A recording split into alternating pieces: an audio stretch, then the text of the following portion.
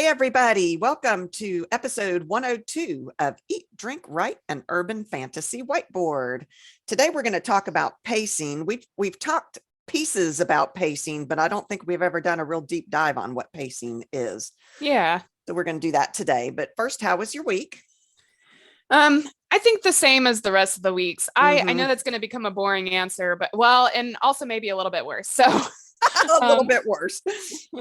yeah, I figured something out that made the last 3 weeks of work pretty much useless. Ugh. So I have to redo it all. And it's like bittersweet because my boss was really impressed that I figured out this problem, but also like I wish I had figured it out 3 weeks ago. Like that would have been nice. Yeah. So there's that, but just busy, working a lot. My fiance and I celebrated Valentine's Day this weekend because she'll be busy with surgeries and stuff and work next weekend. Well, that's nice. Yeah, so that was really lovely. We went out to a sushi dinner as our tradition and all that. So it was very lovely. So that's fun. Yeah, how's your week? I don't even know when the last time I talked to you was. Did I tell you about our trip to Alabama? I don't know that I did. I don't remember. Yes, I think you did because it was when did you come back? I don't even know. Yeah, no, you did because we talked a week ago when we were recording the last episode, and I think you had you were too tired. Yeah, you were too tired to record. Back. So we recorded the next night. That's what happened. Okay. So we know about that. That's the last important thing that happened in my life. I don't remember this week. I had court Friday and I've got court all next week. So everything is blah, blah, blah, blah, blah. Yeah, right now. Feel that. I mean, word. And then just now when we were trying to log on to do this episode, my computer decided to break down and I had a panic attack because I thought, oh my God, I've got Zoom court. I have to have a computer. I'm going to be running to Best Buy and buying a brand new computer today. So yeah, I'm a little panicked right now. My adrenaline's up there. That's fair. I think I told you, I asked if you had turned it off and back on, and you said, you know what, I have not. So I know that's your issue. The first thing you're supposed to do is turn it off and turn it back on again, and that was the one thing I hadn't done. And of course that fixed it. So yeah, all the IT people out there are going, "You dummy! That's the first thing you're supposed to do." I'm like, I know. Yeah. Well, what are you eating and drinking? I'm drinking a stress relief tea. It's honey lavender and it's meant to calm you down a little bit. And I think that's something that I'm going to need a lot over the next 3 months.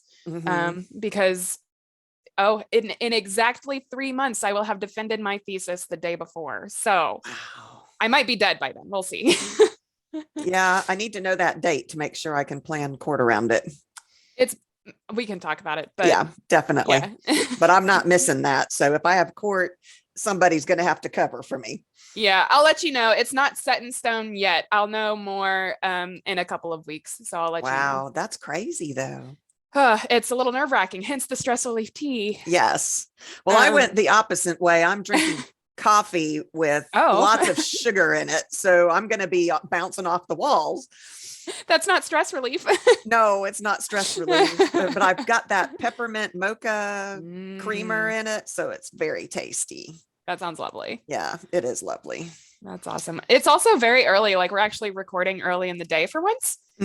So I ate eggs and a bagel for the food. Your dad made steak and onions and eggs for breakfast. So I'm spoiled rotten. That sounds wonderful. Yeah. I should have come home for that. Yeah. Y'all are coming home for the Super Bowl, right? We are talking about it. We'll see how Sid feels. She's going to be super tired this weekend. Because of the surgeries. Yeah. So we're hoping that that will come over for the Super Bowl and take a break from work. Cause I'll also be doing 10-hour days this week. So I'll also be tired. And I think a break and coming to see some family would be very good. That would be good. Yeah. I'll be exhausted too after court week. Yeah. So all right, let's jump into pacing. All righty. So you started it. Yeah. All right. So what is pacing? Again, I like to go over some definitions before we get too deep into the episodes, that we're all on the same page on what we're talking about and exactly what we're discussing.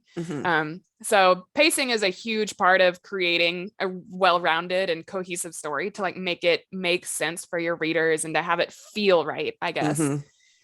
So what is it? It's the speed at which a story unfolds, or the speed at which the action takes place. I think also, not just the way the story unfolds, although that's it too, but also, because that could be more plotting kind of thing. But I think you're right. I think the way the action takes place is a very good way to put it, because it's more about the timing of things as opposed to the events that take place. It's not, I'm not saying when I'm talking about action, I'm not talking about only the action scenes. It's action as a whole. Like, even the sitting on the couch and having nothing going on is an action. Exactly. Yeah, definitely. It's the rhythm and flow, the rise and falls of the plot points and events. So not necessarily what is occurring in the events, but how they come about within your story, and how quickly or slowly you're telling the story to your readers. So the same thing is, think of your walking pace. Some people walk very quickly and you have a fast pace, versus some people who meander and move a little bit more slowly and they have a slower pace. It's the same for writing, and you're going to have that kind of feeling and that atmosphere and tone within your writing as you go. Well, and just like that with your analogy, you can't be at a full run all the time. There has to be points where you're walking and meandering, and there are going to be points when you're running full steam ahead. But if you tried to do any of those things all the way through the book, your reader would have a heart attack and die. Oh, no. I mean, that's true. You can't always have them on the edge of the seat. Think of those moments when we read, like Karen Monning is a master at it. And if she was like that 100% all the way through, I would have a heart attack before it would be exhausting. The book died. Yes. Yes. So you definitely have to change it up. I don't know what I'm talking about. Yes, you do. That's exactly right. You have to definitely change your timing and your pacing of things. So why is pacing important? And I think we talked a little bit about it just there. We don't want to give our readers a heart attack. We also don't want them to be bored. Correct. So you can completely control your reader's experience through pacing. So when they relax or when they're on the edge of your seat, like you said, if it's very fast paced all the time and, they're tense and suspenseful, that's going to be very tiring for your reader. I agree. Versus like if you have too many slow scenes or too many drawn out, like long descriptive points of your work, they might get bored. Yeah, I think we all have come across books where we kind of skip, where you're reading and you're like, this is kind of boring. And so you just kind of skim the page. Yeah. You're trying to not do that for your reader. Right. You want to use the pacing to keep them invested in your book. Engaged is the perfect word. Absolutely. Pacing can also keep your story feeling more realistic for your reader. Like, because you said you can't run all the time. Like there's no way that you can keep going at that pace forever. And going slow, like you're never going to get anywhere if you're going slow all the time. So by changing like the speed of which your actions and events take place within your novel, it's going to feel more real and more engaging to your reader. Yeah. And even in action adventure stories, which are some of my favorite, the hero couldn't keep that up either. And so it would be unrealistic if you had them somehow. It would be like they're a superhero, and that's not the whole point. Well, that may be the point of what you're writing, but if it's not a superhero book, you've got to be realistic, and pacing can help you do that. Absolutely. I think the key is balance. I found a great analogy. So think about it as music. It's the highs and the lows combined that makes a song appealing to us. If it was just a single flat note, it would be boring. Absolutely. That who wants to listen to that? It's those notes all mixed together. And that was a beautiful note. Wasn't that? Yeah, you could tell I'm a great singer. It was gorgeous. I sounded like a dying pig or something. Oh no. No, they squeal. That was more, that was a moose a mating call for a moose. Sure. Yeah. Y'all, I'm not even drinking this morning. I don't know what is wrong with me. You're just weird. It's fine. We're writers. It is. Okay. Moving on. Yeah. Okay. No, I think that's a really great point though. Like the music analogy, because I played instruments all through school. You guys had me in orchestra because I picked the violin to play. So that was awesome. And so the music analogy is really great because you have crescendos, the rising of volume, and then you have like the very quiet, which makes it feel slow. And a lot of the time those notes can be very slow and drawn out. And I think that's a great analogy. I think awesome. And thinking about watching movies, there's always music in the background, and think about how in the action points it is the crescendos and the, they use music to help the pacing in movies, and you're going to use your words to help the pacing in your books. I was going to say, I don't know. I can't remember if we've done an episode on using music for writing. We should, because I have a writing playlist that makes me want to write, like just the sound of it. There's something about it that inspires me to write. And so I have a playlist that's full of those songs, and some of them are very fast paced. And I can tell when I'm writing using that song, like my writing also gets very fast paced as well. And sometimes I have to go back there and be like, that's not the right pacing for this. That is not. Right. Yeah. But I can also go and pick and choose songs that I know will match the scene that I'm trying to write. So I think it'd be fun to do an episode on that. It would. That's a good idea. Okay. That would be nifty. Yeah. So how can we think about pacing in our own writing specifically? How do we actually apply this to what we are working on right now? And I found a great website that breaks down pacing into 7 quick tips. And I love these types of websites. They're my favorite things. And this one is writersedit.com/fiction writing for 7 quick tips for mastering pacing in your story. Wow. Say that 10 times fast. Holy cow. Okay, let me try. Moving on. Right. I'm not doing that. So the first one is break down the structure of your story. Look at the individual events and scenes of your novel. Yeah, I think that might not happen on your first draft. It depends. I think that would be hard. If you're a pantster, there isn't much planning ahead of time. But if you're a planner, which, I think the more you write, the more planner you become. Yeah. It's a great tip that you can break down the structure of your story and look at the individual events and scenes. And do that. For a pantster, you probably do this at the editing phase. That's true. Honestly, I think a lot of people will probably do this at the editing phase. I'm a lot of a planner. I do plan a lot. My story still manages to surprise me. So I think I have a little bit of pantster mixed in. But I think so for sure. Because you'll send me, you'll be writing and you'll be going, okay, this just happened. This is not what I expected. And, what do you think? So, yeah. I just had that happen on a book that I'm working on right now. I have been writing here and there. It keeps me sane while I'm in the middle of trying to get a bunch of work stuff done. Like I have to have something to definitely do that's not work related. And so I've been working on I'm close to the end of this book that I'm writing.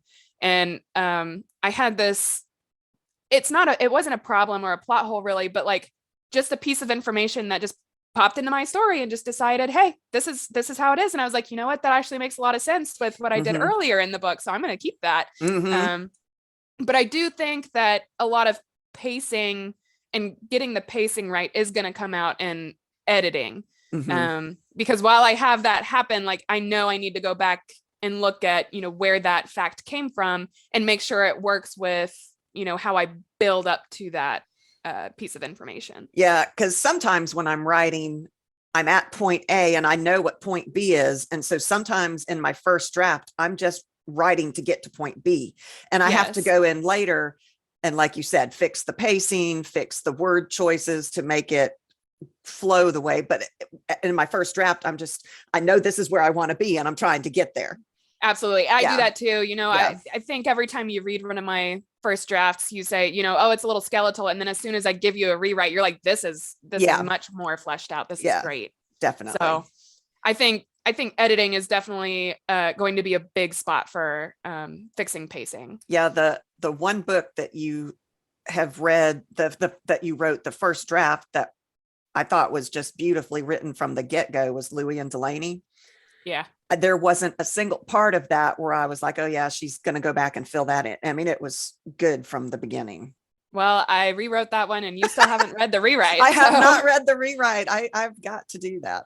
Yeah, but it is complete. And I do think it's way better than the first draft. I did add more description and parts where the pacing needed to be a little bit slower. And we'll talk about that a little bit more. Yeah, definitely. Coming up. But for sure, I think rewriting and revising and editing your work can help you out a lot with getting the pacing right for your readers. You'll be able to look at parts of your story where you need more fast moving pieces and more tension. So like kind of what I was talking about with doing my rewrite, I was like, oh, I know this part needs to be slower, or I know this part needs to be a lot faster, and I can fix that. Yeah. So in the rewrite, this step that he's or she, whoever wrote this article that you're using, they're saying that you go through and you break it down after you've written it, and then you look at each of those breaks and determine how to make the pacing flow. Right. Yeah. Okay. Yeah. Okay. Yeah, pretty much, because once you finish your first draft, because I'm going to talk about it as if we are using this for revising your works. But I think it's applicable if you are, writing your first draft as well. But, you can see all of the events that have taken place, and you can feel, you can kind of get a feel of the tone and the atmosphere and the speed at which things are moving. And sometimes, you can just feel when something is rushed. And so if you have your events planned out or already written, then you can see all of that and see where it needs to be rushed or where it needs to slow down. Yeah. And I think also your beta reader, or maybe alpha reader, I guess, is a great help in figuring out absolutely pacing issues. Yeah, 100%. Definitely use your beta readers or alpha readers, like you said. Both are super valuable. But yeah, likewise, you'll be able to see where you can give the reader a small break from tension and that edge of your seat and all of that kind of thing to slow things down for the narrative. Yeah, I think that's super important. You, like we've said, you just can't have them on the edge of their seat the whole time. Plus, you can't get information to them. It's very hard to get information to. So you're in a fight scene and you're trying to get, hold that thought, person that's about to slice my arm off. I have to get this information in. So yeah, you've got to give them your reader a break, and it helps you as a writer take the time to get information in that you've got to get in that you can't do if it's go, go, go, go, go. Absolutely. Yeah. Use sentence, paragraph, and chapter length to influence pace, which I know we've talked about a little bit because we did an episode on fighting scenes, and those are usually very fast paced. Those are very rushed. And we talked about using shorter sentences, different line breaks, shorter paragraphs, that kind of thing. But I've heard a lot of people also at conferences that we've gone to, like the Atlanta writing workshop that we would go to, people would ask, how long should a chapter be? Like, what is the correct length for a chapter? How long should your book be? But I think it really depends on, what experience you want your reader to have. It's more about what is good for the story and less about what is the standard for length of a chapter. I don't know that there is a standard. It's whatever it takes to get that piece of information out there to your reader. I mean, we talk about Karen Monning a lot. Sorry to interrupt you. No, that's fine. We talk about Karen Monning a lot, but she had one chapter that was, I think, one paragraph long. Yeah, it was in a one of her paragraph. books. And it was one of those that as soon as you and I finished reading it, we were like, oh my God. Yeah. It was great. And it was awesome. Very well done. Very good storytelling and a very good experience for the reader. We talk about, I think it was last week's episode where we were talking about doing reading some books and breaking it down for our listeners. Yeah. We actually had one of our listeners say that it would be really good to do the Dragonlance series, which you've heard me talk about that. I've heard you talk about that one a lot. Yes. It was my very first foray into fantasy world. And it was because at that age I was playing Dungeons and Dragons. Right. And it is a Dungeons and Dragons book, but she is correct. It would be a good one to break down as to symbolism, as to all kinds of things, because lots of story elements, I'm sure. There are a lot of elements in that. So that's totally off topic, but I wanted to tell you because I hadn't told you that yet. Yeah, that's awesome. Yeah. That's fantastic. I think that is a good idea. I think that would be a lot of fun to do. Maybe we could do like a read along with our listeners sometime after my graduation. Yeah. So that I'm not dying while I try to read books and stuff. Yeah. But that would be a lot of fun. Like we could do, every 2 months have a book that like we're a book club episode. Yeah, exactly. That would do be one fun. Every other month or something like that. We can talk about that. That does sound like a lot of fun. I like that idea. Yeah. And then, like I said, use shorter sentences for a faster pace. It's going to make your reader's eyes move a lot quicker across the page. They're going to, it's going to feel very fast as they read. Whereas if you lengthen your sentences, that's going to force your reader to slow down because they're going to process one sentence and it's longer. And so it'll take more time to process that sentence and what is happening and that kind of thing. And that leads me into what I thought should come next. Before I even read the article, I was like, oh, obviously this is next, which is use heightened detail when you want to slow things down. Yeah. And word choice too. Absolutely. Not just the details, but the words you use to describe the details. Yeah. Definitely. This will help you make your paragraphs longer. It'll slow the reader's eye. It will allow them to take in, more about the character's surroundings, what's going on in the setting of that scene. And talk about other events that are potentially happening in the background. So this will I think doing that, adding all of this description and lengthening those paragraphs, it's going to let your plot dip in that pace. It's going to move slower. It's going to give your readers a break. And I think it's also going to maintain a richness that you set up within your story, within the world that you're creating. It's going to create a richer experience. Yeah, it goes back to that realism. It creates that reality because life isn't all one speed. Right.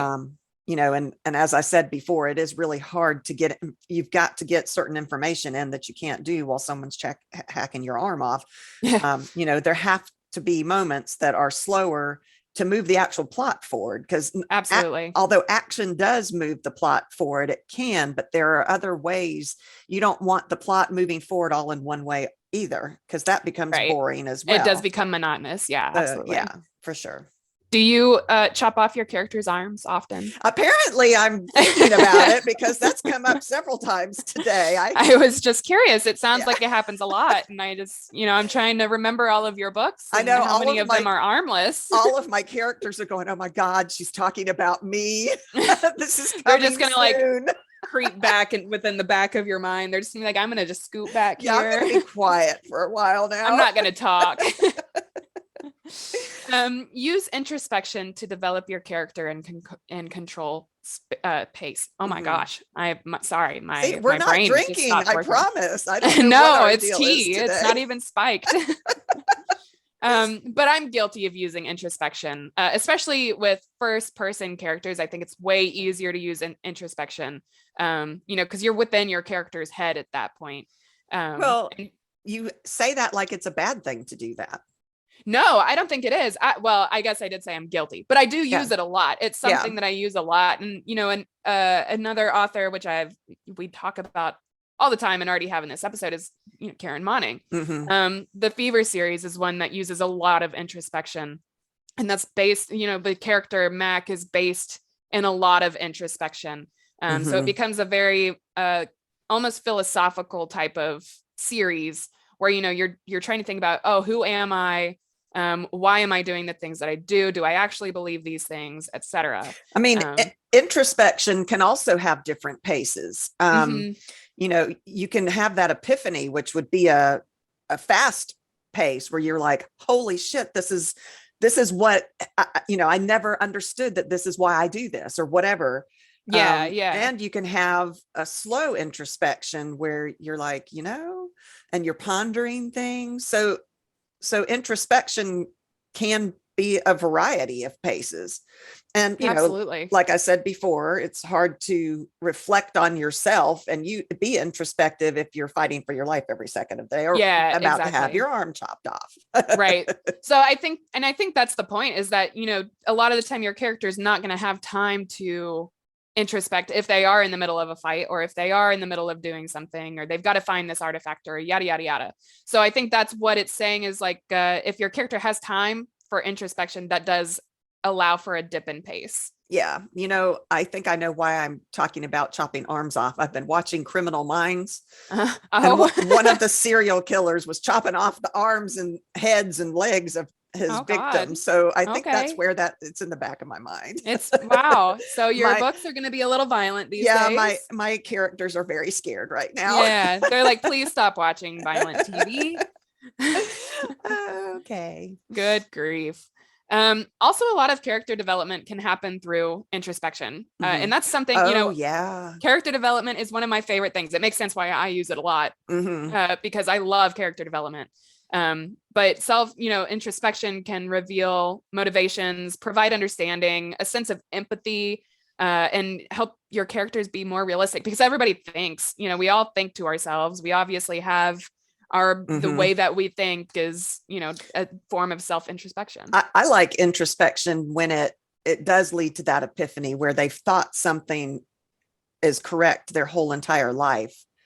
And as they find themselves in these situations that you put them in and to go through the plot, they realize, I like realizations, I guess is what it is that I'm trying to say. They realize that what they've always thought is not correct.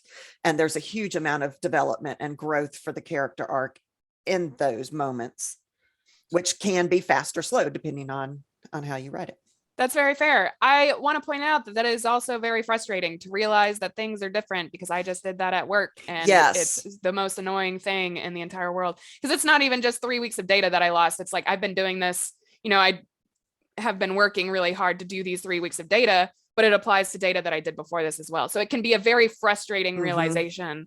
So introspection is not like, whether it's a slow pace or an epiphany or what have you, or a realization, it might be a dip in pace, but that doesn't necessarily make it quote unquote boring. It can be very frustrating for your character, or it can be a relief for your character. So showing your character's emotions through that can also. And that dip in pacing, just because it's slow doesn't mean it's not going to grip your reader, who also goes through that realization and introspection with your character and is like, oh my God, that it happens to your reader too, especially in first person stories, which is what you and I write. Right. Yeah. Mostly. First person novels are automatically introspective, like you were just saying about Karen Monning's. Agreed. Yeah. Because you're seeing everything from their point of view as it happens. Right. You can also use flashbacks and backstory to change up the pace. Oh, that's good. Yeah, that's a good point. I don't know if that was in the article that you were reading. I don't remember. It's been a while since I've done these notes, so we'll see. But same. But you can simultaneously halt the story and give additional information and context to your readers by using backstory or flashbacks. But keep in mind that you shouldn't just use them for the sake of change of pace. You shouldn't go, I need to change the pace. This is kind of monotonous. Let's do a flashback. I was gonna ask if sorry, I keep interrupting you. But I was gonna ask if we've done an episode on flashbacks and stuff. I think we did an episode on prologues, but I don't know if we've ever done one on flashbacks before. Interesting. Okay, we'll have to look and see. But yeah, you're right. And Taylor has always said, don't put something in your book just for this one particular thing that you think is supposed to happen. Right. It's got to be necessary to the plot, necessary to the story. Right. If you can take it out and it doesn't change what happens in the story, then it probably doesn't belong in the story. Yeah. Which I know is super heartbreaking, because I've definitely done on my Louis and Delaney rewrite, I actually take out an entire plot line that just wasn't necessary. It didn't do anything for the story. It didn't add to character development. It didn't help in any way. And the story didn't change when I took it out. So yeah. Which is sad, because we do as writers become attached to a lot of our writing and the subplots and things that might never really make it to the final book, but we become attached to those things. And that's why I save them. I don't. Well, I was going to say, I actually, the plot line that I took out, I'm now using in book 2, and it's actually pertinent to the plot line. So you can use it, like it'll come back. So don't be afraid to, cut things out and make sure things have a purpose. And it really is easier if you save it, Yes.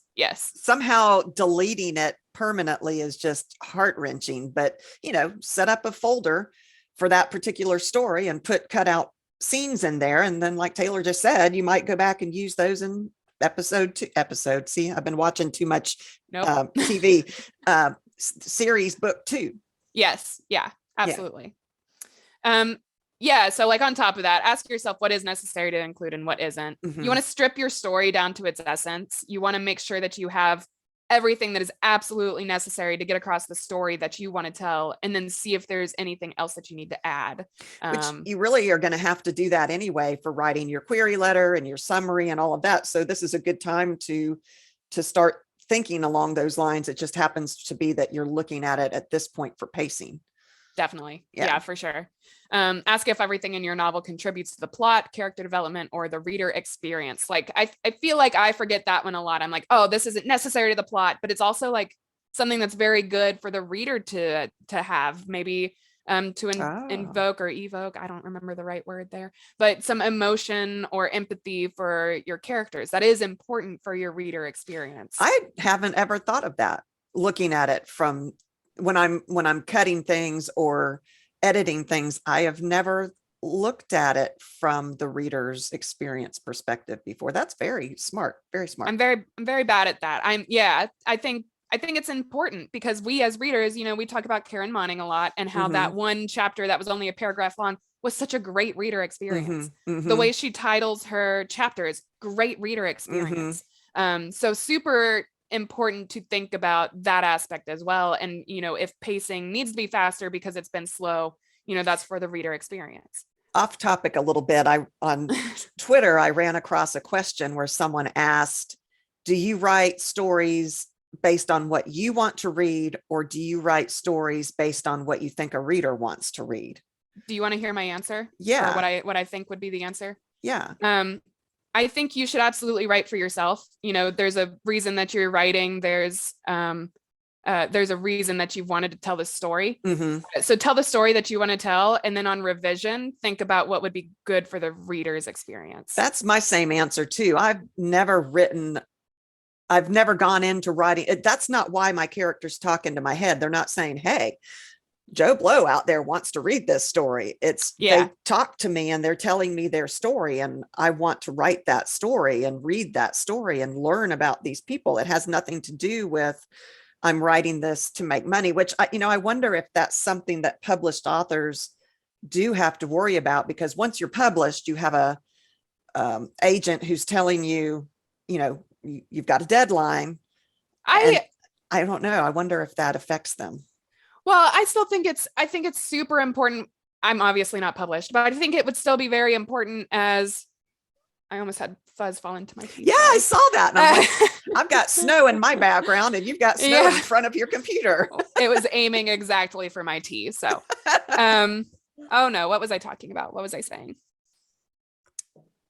Oh gosh. What are you talking about?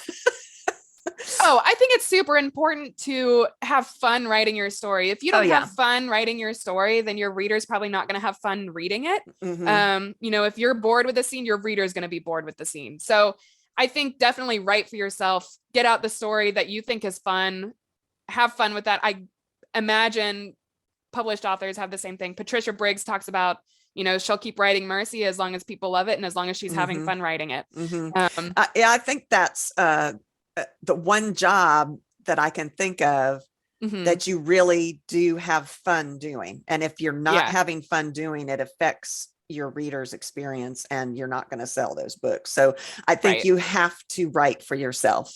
Absolutely. I think so too. And then you can fix reader experience on revision. Because I love the craft of writing. I love making it better. I love making it a great story. Words are they're so fun. Yes. So, it's fun for me on both sides. The first draft, it helps a lot to be like, well, no one's going to read this. It's for me. The second draft, it really helps to be like, oh, well, like, let's clean this up. It'll be a really great story.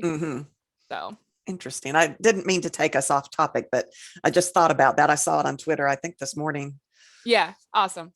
Oh, you brought up this note that I have next. Ask critique partners and beta readers, alpha readers for feedback in pacing. Like you said, it's going to be probably the most important tool that you use in order to get your pacing right.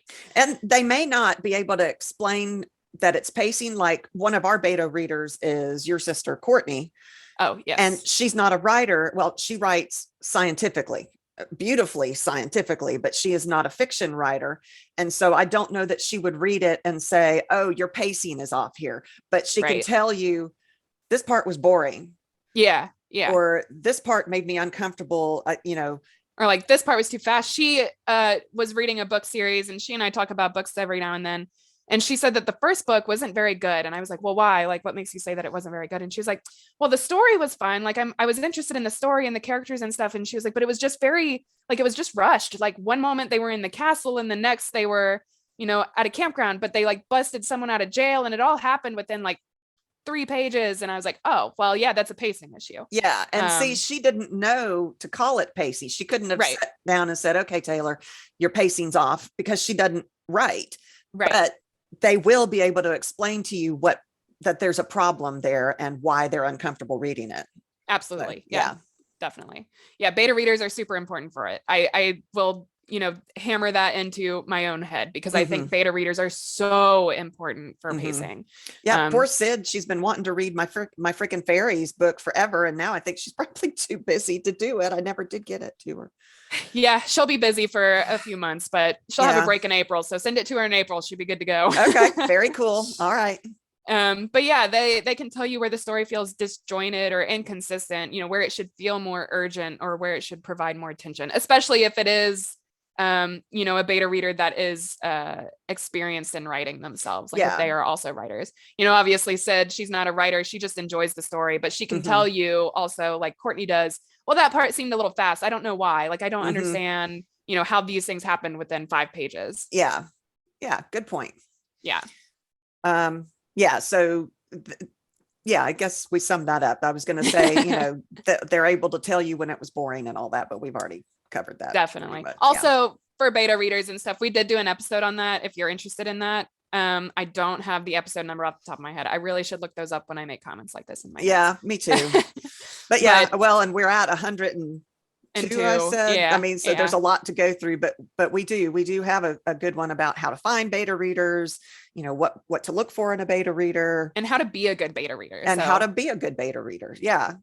I think a lot of, like, you and I are both people that would listen to this podcast, but we're both writers and beta readers. So yes, you're going to have a circle of friends that might be writers, but they also are going to be willing to be a beta reader, and they have a different insight than someone like Courtney or Sydney, because they are writers. Absolutely. Yeah. Right. Don't assume that good pacing means fast paced. I feel like a lot of people probably think like, oh, fast paced, it's going to keep you engaged. The reader's on the edge of their seat. I want that suspense, et cetera, et cetera, et cetera. But if everything is fast paced, like you said, you're going to give your reader a heart attack. They're not going to be able to keep up very well, or they'll be tired of it, or, and it's get like, bored. Even fast paced stuff can be boring when it's too much. Absolutely. Yeah. Oh, they're fighting. They're still fighting. Oh my God, they're still fighting, Well, because if it's always fast paced and they are always fighting, when is your reader going to connect to your character? When is there going to be the emotional caring, for the characters that you've created? Why are they going to care that Joe Schmo had his arm hacked off? They don't care. Yeah. You want them to care about your characters. So yeah. How you were saying that sentence length can change the pace, but the action can too.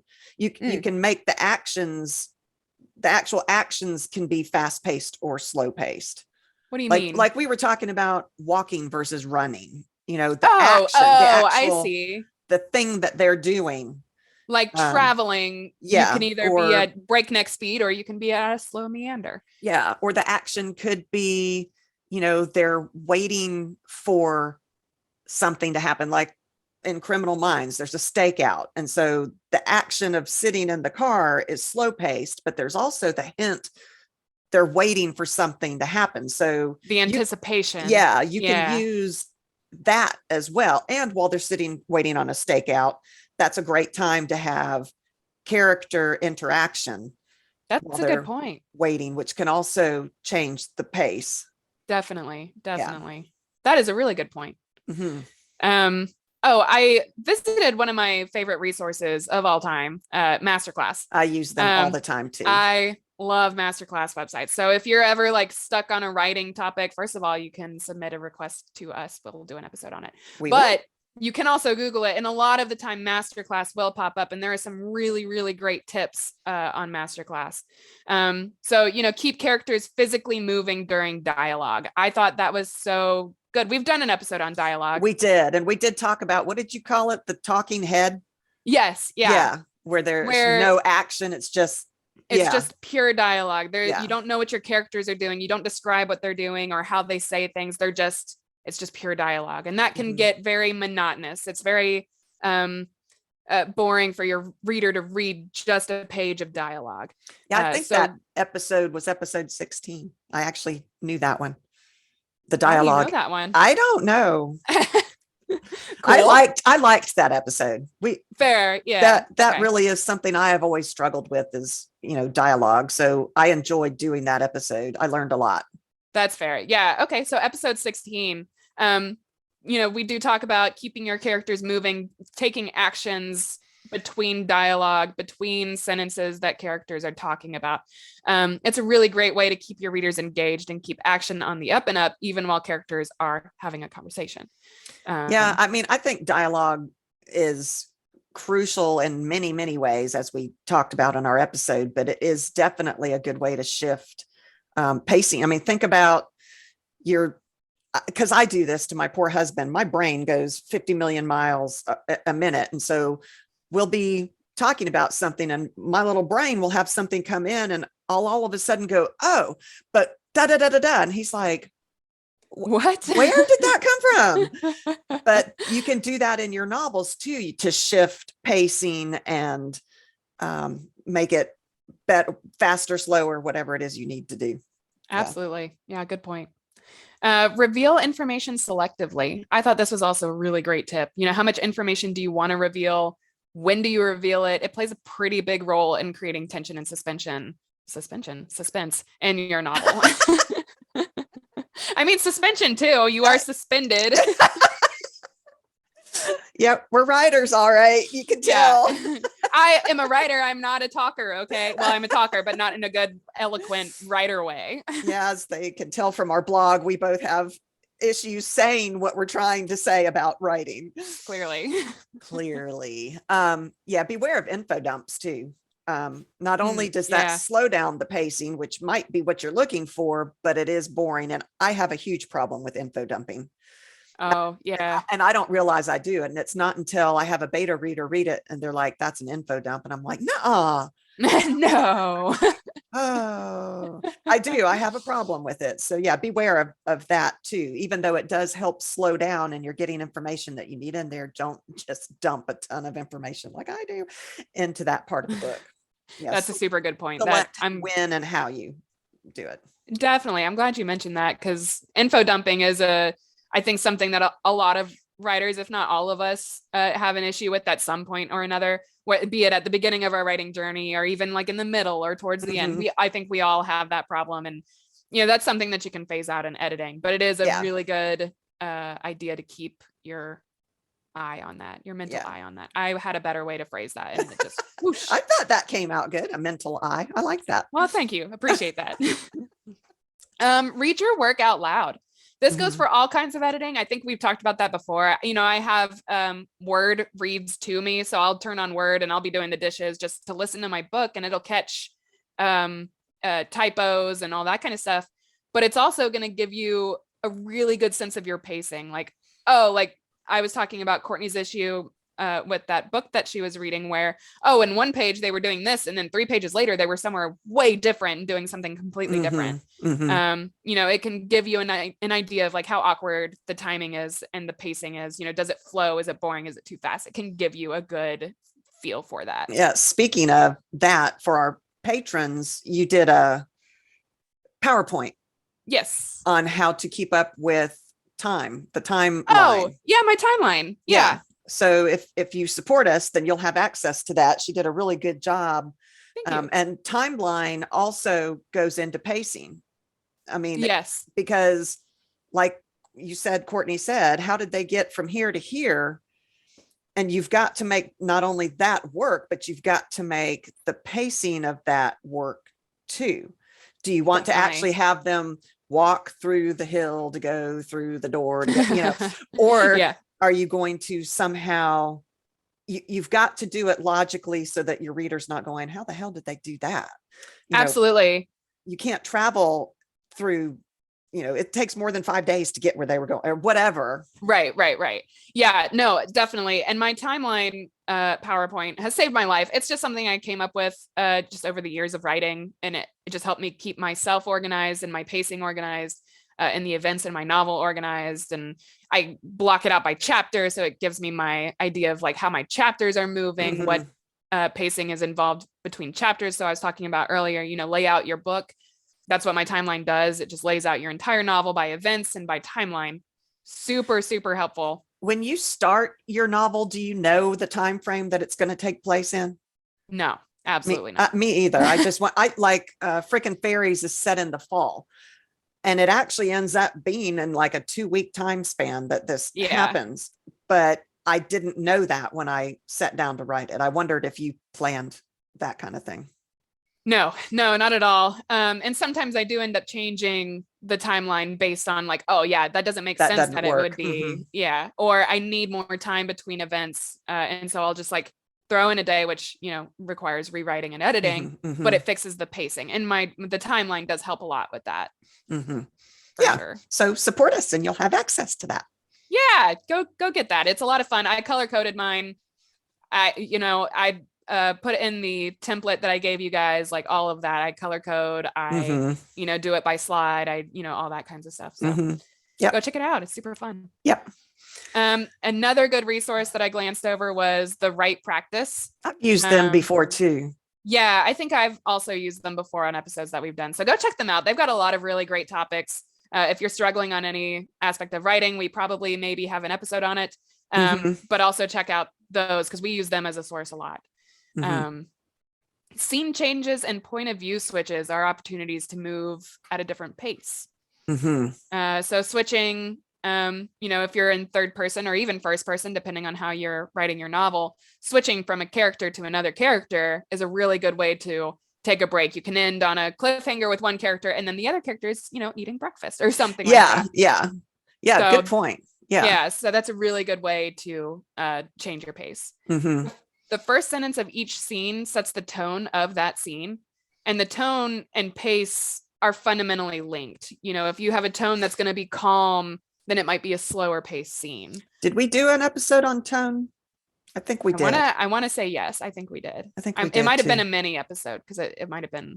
I'm not sure. We'll have to look. Yeah. Shifts in tone and pace can be facilitated by diverting to a subplot scene. Oh, so that's a great idea. Absolutely. Kind of the same idea, I think, with the point of view shift, but this way it's more of a shift in plot rather than a shift in character.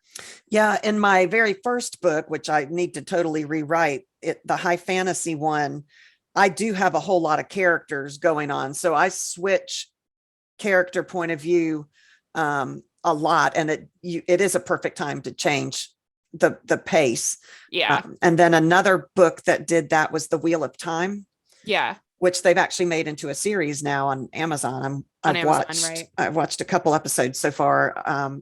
Fantastic series. Those books are phenomenal. But they also do the change, and it's a good and a bad thing. It keeps your reader wanting to not put the book down. You'll be at this point and they leave this chapter on the cliffhanger and you go to the next page and it's someone else. And you're like, oh crap. And then you read it and then you get all wrapped up in them and then it leaves that and it goes back to, so sometimes I get frustrated with that, but it keeps me turning the pages. So I don't know if that's a good thing or a bad thing. Absolutely. Yeah. No, I think it's a great thing, because a lot of the time the character switch will happen and you're like, oh no, like I don't want to do that. And then you realize, oh, actually we left this character in this spot where I was like, oh, like I don't want to change characters. So it's a never ending cycle. I think it's great. Yeah. Be careful about falling into a pattern with pacing. You don't want it to become predictable. You want to keep your readers, guessing, what's going to happen next. That's same with the sentence lengths, chapter lengths, anything. You don't want it to be the same every single time. You do want to vary it. Yeah. Definitely. Yeah. Like you said, you brought up chapter breaks. It's a great way to break up the story and provide pacing. Chapter breaks are, bringing in a cliffhanger for the end of a chapter is a really good way to keep your reader wanting to keep going. You can also end a chapter on like a very calm note so that they're like, oh, okay, like I can take a breath. and take a minute before I move on to this next chapter. So you can control the way that your pacing feels by chapter breaks. Exercise restraint and hold something in reserve for the fastest, most climactic scene. So, you might want to tell your reader, like, this really cool thing is about to happen, or like, this really cool thing is happening. But if you save that for your climactic scene, then it's going to feel that way where it should feel that way. Yeah. I also think studying books that you enjoy is a really good way to look at pacing. We talk about that a lot, and we've talked about it in our last episode about breaking down books. But looking at how other authors do things is a really, really good way to learn how you enjoy books and how you want to do things for your story yourself. Yeah, I guess if we're going to do these book club type episodes, we need to give our listeners a long time because everybody's busy.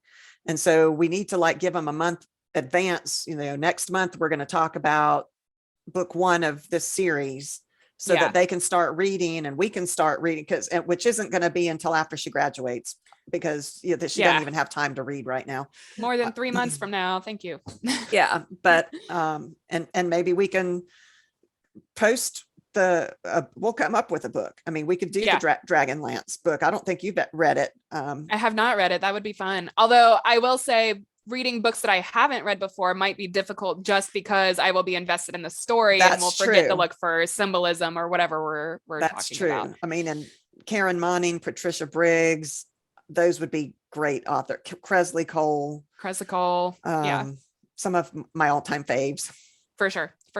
That's all I have on pacing though. Yeah, me too. I think we talked a whole lot longer than I expected to. I think we did. It was we had changes in pace of our we sure did. I do have an interview question for you. Okay. Do you find yourself writing fast-paced or more slower-paced scenes more? I know I do write fast-paced, and usually that's at the end, the climactic thing. I have a really hard time not being too rushed in that climatic ending, because I know where I want it to be and it's going to be so cool and I'm right here. And so I write very skeletally fast to get it there. I enjoy writing fast. I feel it just, the story comes and I'm in the moment in the story. So I enjoy that. But I also, like you, enjoy writing the slower paced things, the introspective things. I do like the building tension and romance scenes, which tends to be a slower pace. We all have those feelings, but they're not fast acting. Right. It's a slower pace time. So I don't know which I do the most. I like them all, and there's a place for all of them. What about you? I agree. I was trying to think, I do really enjoy the introspection aspect of writing a first person character. Obviously they're talking in my head and I get to put them on the page. So I get to kind of flesh them out and do some character development with them a lot. And that's one of my favorite things in the entire world. So I think I probably do a lot of introspection. At the same time, we do write urban fantasy. Like you can't avoid fast paced scenes, and I love writing them. I think I have the same issue as you. When I get to the climax of my story, I write really, really fast, and it's very skeletal. And I'll hammer out 20,000 words in like a week because it's fast paced, and all these things are happening.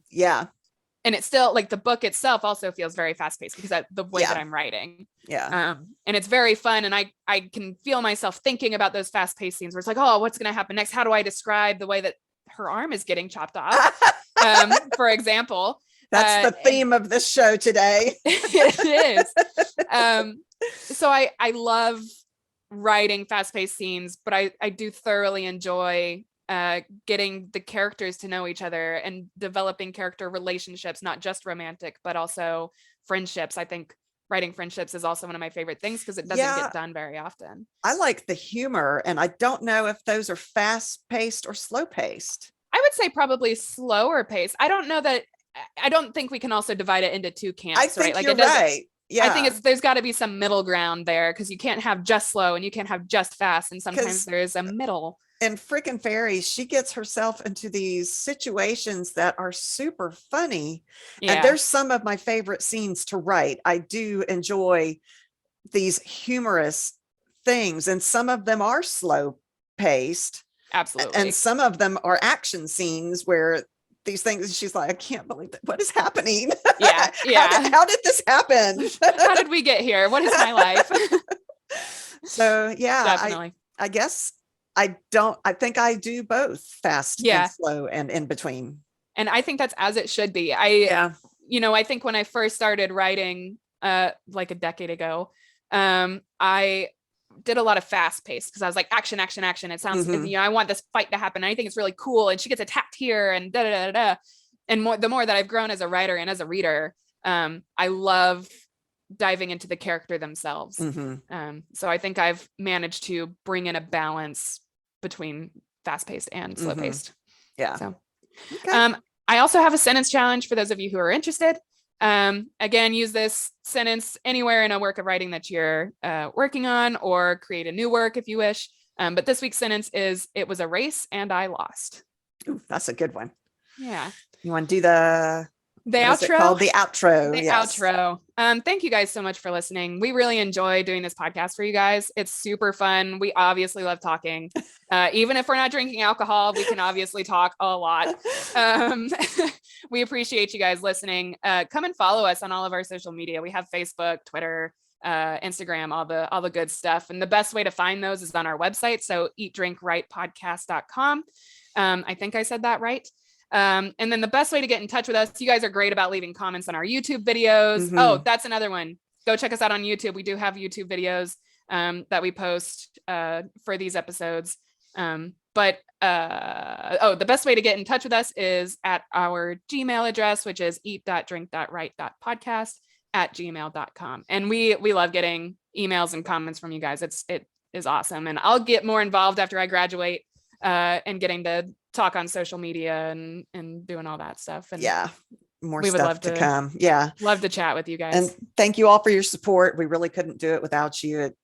It's amazing how much time, money, and effort goes into doing a simple, two people talking. I know. but there is a lot that goes into it. I've learned a whole lot about how to edit and making movies and all kinds of stuff that I never knew I was going to learn. But absolutely, we couldn't do it without you guys. Yeah, come check out our Patreon, patreon.com/EDW podcast. We would love you guys to support us. We thank you guys so much for the patrons that already support us. We adore you guys. Every now and then I come up with a writing template that I use for my own writing that may be helpful for you guys. And we put those on Patreon. So. Yeah, we try to do special stuff just for our patrons because they are going out of their way to help us. So we try to do that. And Taylor's done some really good.